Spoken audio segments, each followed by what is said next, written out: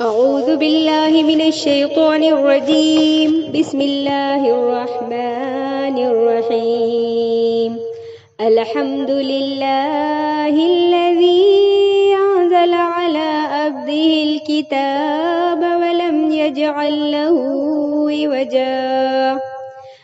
قيما لينذر بعثا شديدا من لدنه ويبشر المؤمنين الذين يعملون الصالحات أن لهم أجرا حسنا ماكثين فيه أبدا وينذر الذين قالوا اتخذ الله ولدا ما لهم به من علم ولا لآبائهم كبرت كلمة تخرج من أفواههم إن يقولون إلا كذبا فلعلك باقع نفسك على آثارهم إن لم يؤمنوا بهذا الحديث أسفا إنا جعلنا ما على الأرض زينة لها لنبلوهم أيهم أحسن عملا وإنا لجاعلون ما عليها سعيدا جرزا أم حسبت أن أصحاب الكهف والرقيم كانوا من آياتنا عجبا إذ أوى الفتية إلى الكهف فقالوا ربنا آتنا من لدنك رحمة وهيئ لنا من أمرنا رشدا فضربنا على آذانهم في الكهف سنين عددا ثم بعثناهم لنعلم أي الحزبين أحصى لما لبثوا عمدا نحن نقص عليك نبأهم بالحق إنهم فتية آمنوا بربهم وزدناهم هدى وربطنا على قلوبهم إذ قاموا فقالوا ربنا رب السماوات والأرض لن ندعو من دونه إلها لقد قلنا إذا شططا هؤلاء قوم اتخذوا من دونه آلهة لولا يأتون عليهم بسلطان بين فمن أظلم ممن افترى على الله كذبا وإذ اعتزلتموهم وما يعبدون إلا الله فأووا إلى الكهف ينشر لكم ربكم من رحمته ويهيئ لكم من أمركم مرفقا وترى الشمس إذا طلعت تزاور عن كهفهم ذات اليمين وإذا غربت تقرضهم ذات الشمال وهم في فجوة منه ذلك من آيات الله من يهد الله فهو المهتدي ومن يضلل فلا تجد له وليا مرشدا وتحسبهم أيقاظا وهم رقودا ونقلبهم ذات اليمين وذات الشمال وكلبهم باسط ذراعيه بالوسيد لو اطلعت عليهم لوليت منهم فرارا ولملئت منهم رعبا وكذلك بعثناهم ليتساءلوا بينهم قال قائل منهم كم لبثتم قالوا لبثنا يوما أو بعض يوم قالوا ربكم أعلم بما لبثتم فابعثوا أحدكم بورقكم هذه إلى المدينة فلينظر أيها أزكى يأتكم برزق منه وليتلطف ولا يشعرن بكم أحدا إنهم إن يظهروا عليكم يرجموكم أو يعيدوكم في ملتهم ولن تفلحوا إذا أبدا وكذلك عصرنا عليهم ليعلموا أن وعد الله حق وأن الساعة لا ريب فيها إذ يتنازعون بينهم أمرهم فقالوا ابنوا عليهم بنيانا ربهم أعلم بهم قال الذين غلبوا على أمرهم لنتخذن عليهم مسجدا سيقولون ثلاثة رابعهم كلبهم ويقولون خمسة سادسهم كلبهم رجما بالغيب ويقولون سبعة وثامنهم كلبهم قل ربي أعلم بعدتهم ما يعلمهم إلا قليل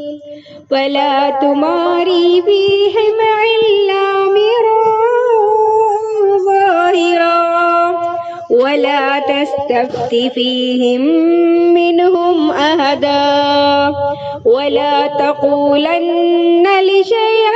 إني فاعل ذلك غدا ولا تقولن لشيء إني فاعل ذلك غدا إلا أن يشاء الله واذكر ربك إذا نسيت وقل عسى أن يهديني ربي لأقرب من هذا رشدا ولبثوا في كهفهم 300 سنين وازدادوا 9 قل الله أعلم بما لبثوا له غيب السماوات والأرض أبصر به وأسمع ما لهم من دونه من ولي ولا يشرك في حكمه أحدا واتلوا ما أوحي إليك من كتاب ربك لا مبدل لكلماته ولا تجد من دونه ملتحدا واعبر نفسك مع الذين يدعون ربهم بالغداة والعشي يريدون وجهه ولا تعد عيناك عنهم تريد زينة الحياة الدنيا ولا تطع من أغفلنا قلبه عن ذكرنا واتبع هواه وكان أمره فرطا وقل الحق من ربكم فما شاء فليؤمن وما شاء فليكفر إنا أعتدنا للظالمين نارا أحاط بهم سرادقها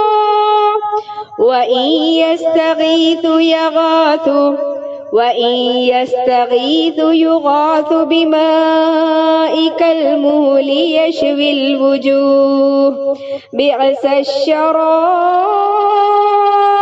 وساءت مرتفقا إن الذين آمنوا وعملوا الصالحات عنا لا نضيع أجر من أحسن عملا أولئك لهم جنات عدن تجري من تحتهم الأنهار يحلون فيها من أساور من ذهب ويلبسون ثيابا خضرا من سندس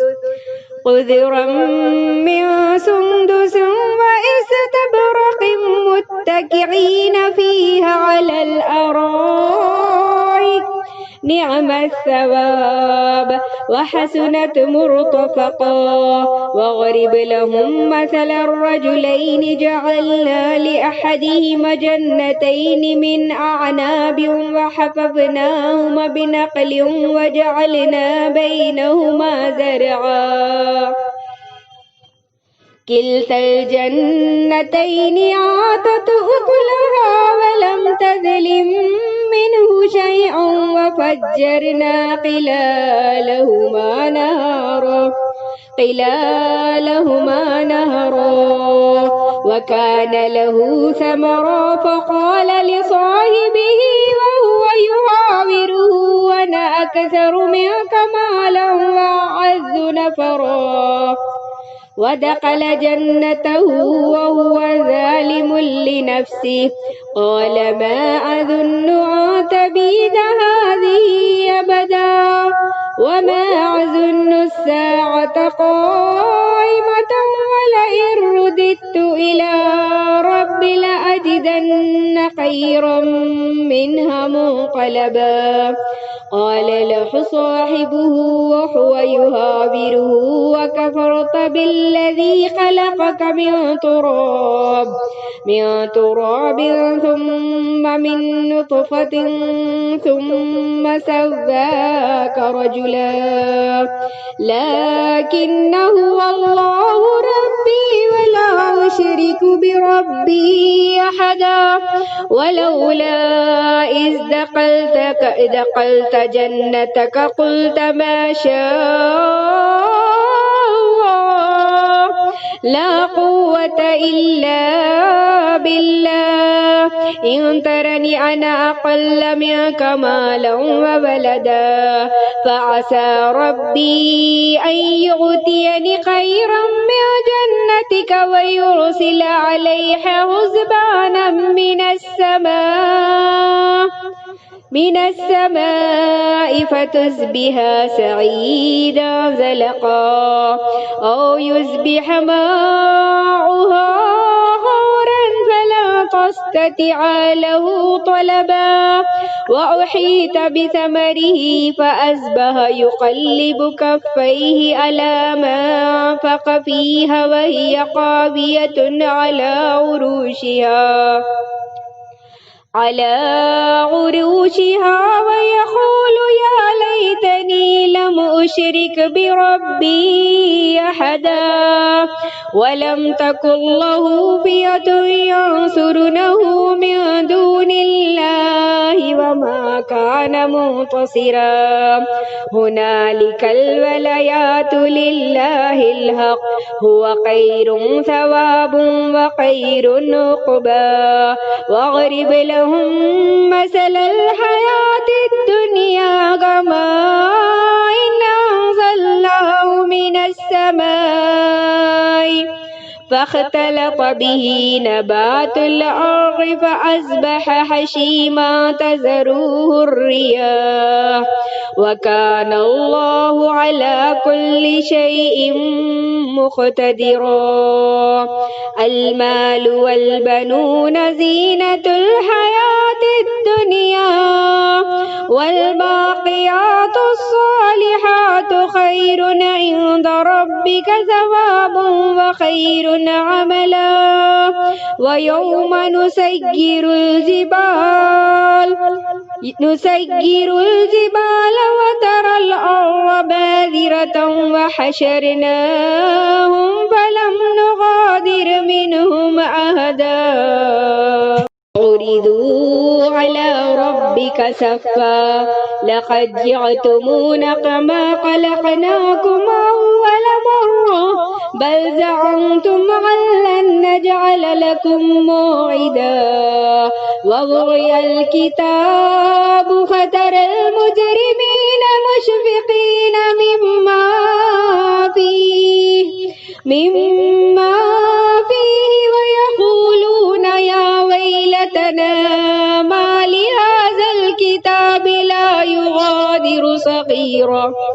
صغيرة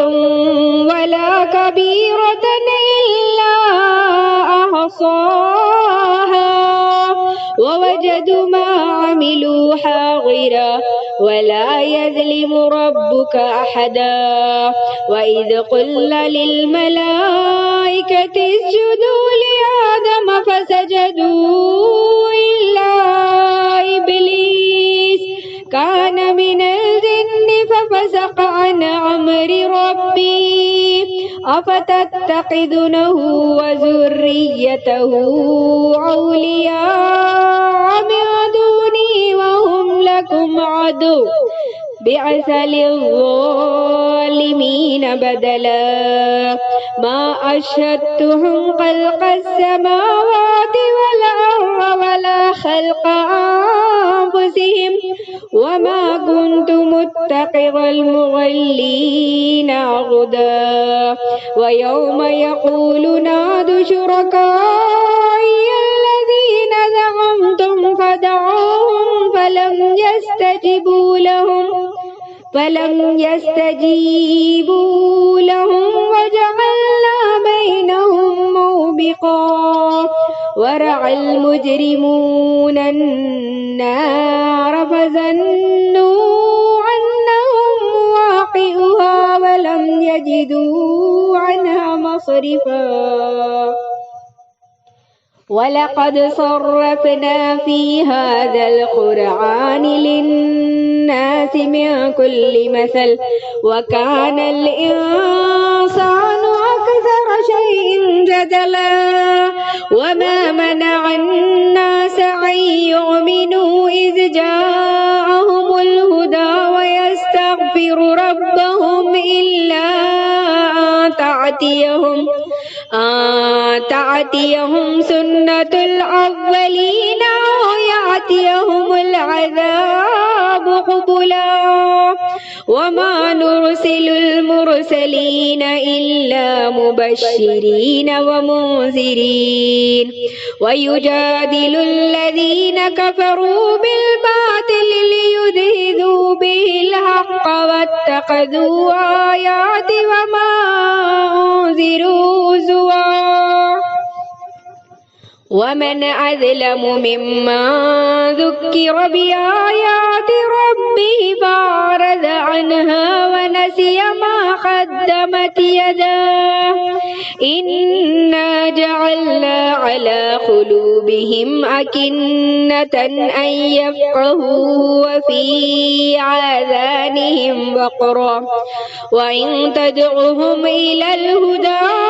فلن يهتدوا إذا أبدا. وربك الغفور ذو الرحمة لو يؤاخذهم بما كسبوا لعجل لهم العذاب بل لهم موعد لن يجدوا من دونه موعلا.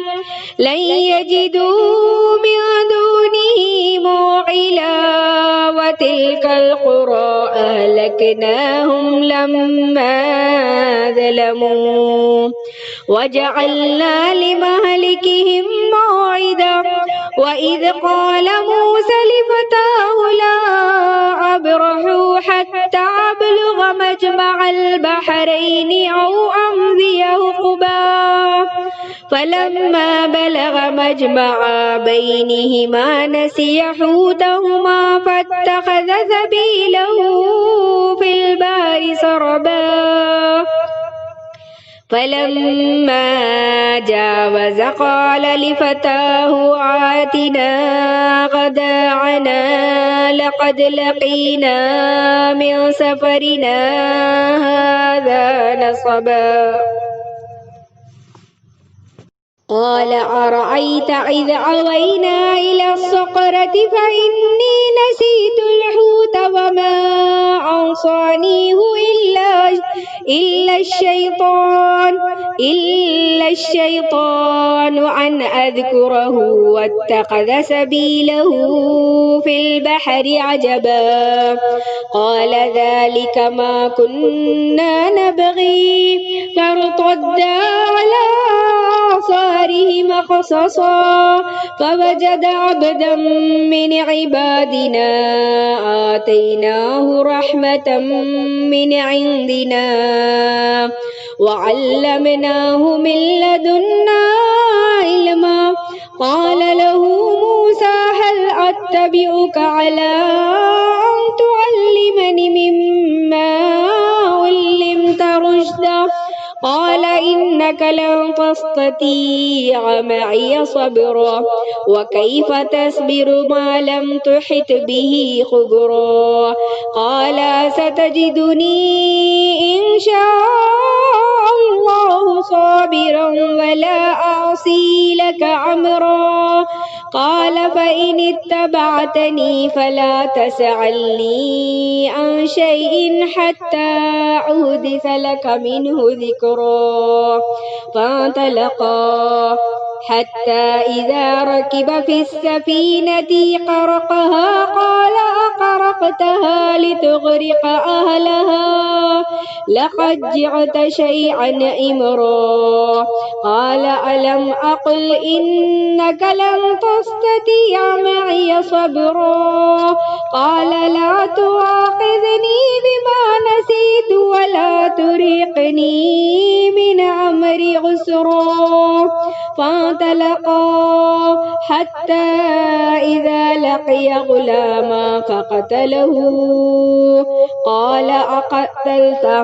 قال أقتلت نفسا زكية بغير نفس لقد جئت شيئا نكرا قال ألم أقل لك إنك لن تستطيع معي صبرا قال إن سألتك عن شيء بعدها فلا تصاحبني قد بلغت من لدني عذرا فانطلقا حتى إذا أتيا أهل قرية استطعما أهلها فأبوا أن يضيفوهما فوجد فيها جدارا يريد أن ينقض فأقامه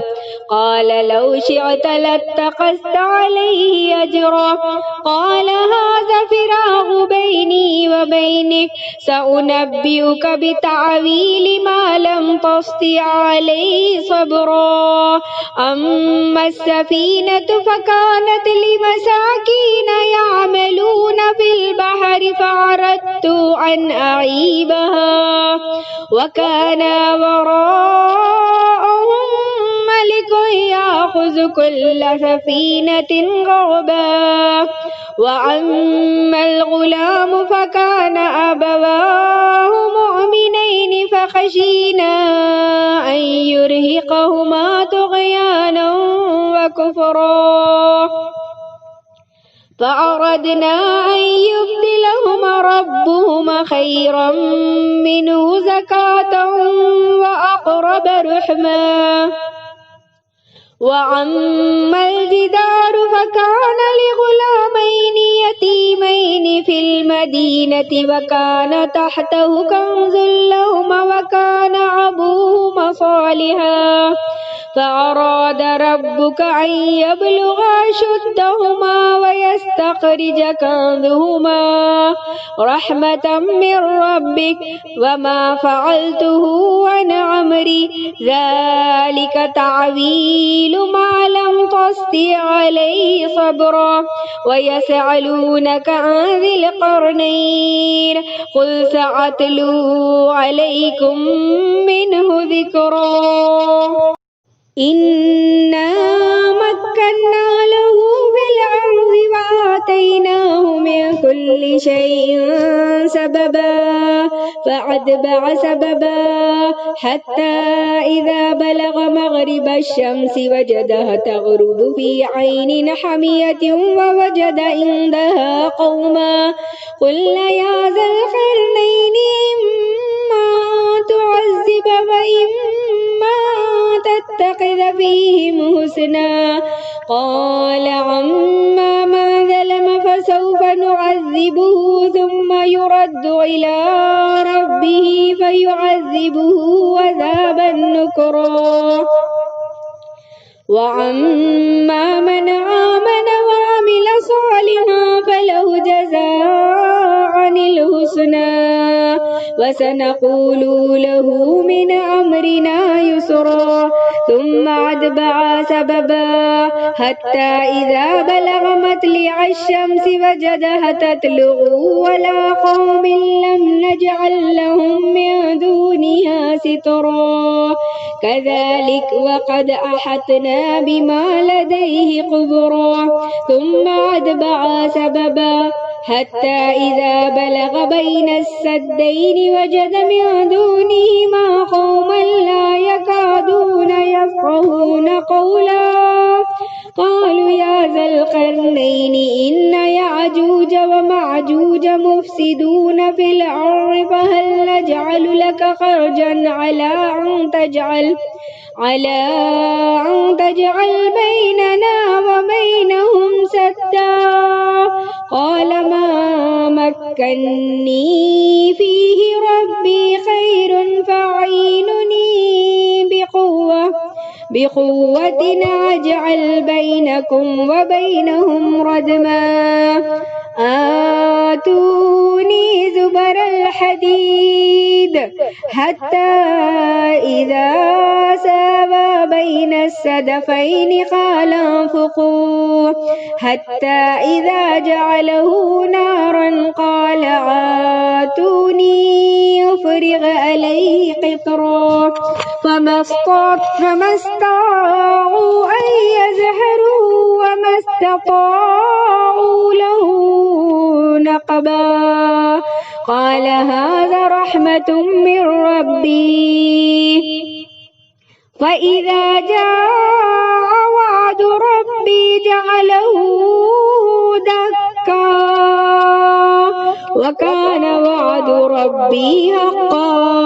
وتركنا بعضهم يومئذ يموج في بعض ونفخ في السور فجمعناهم جمعا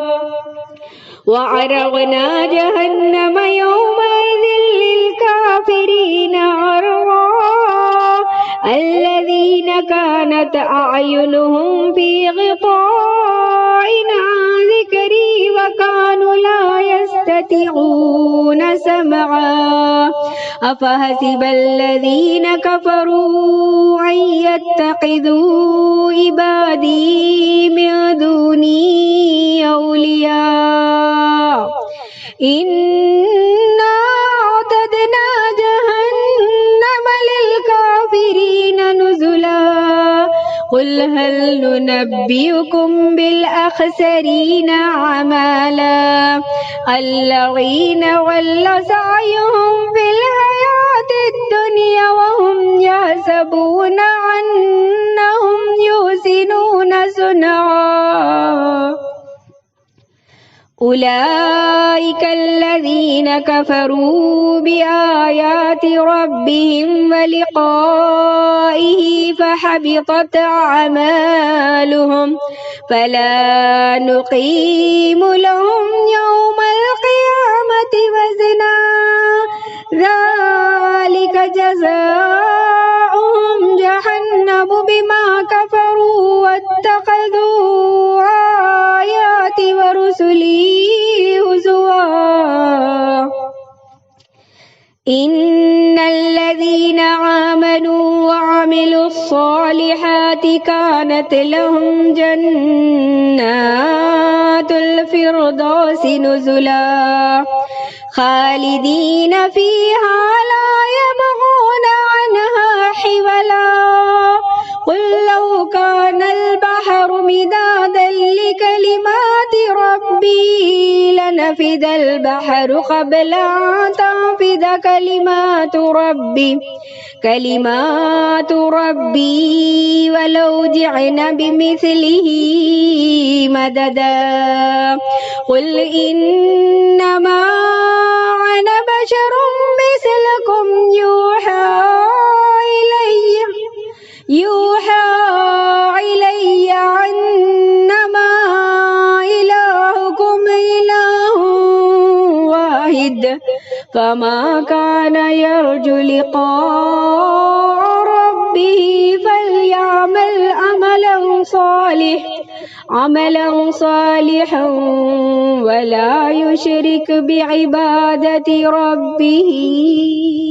أحدا.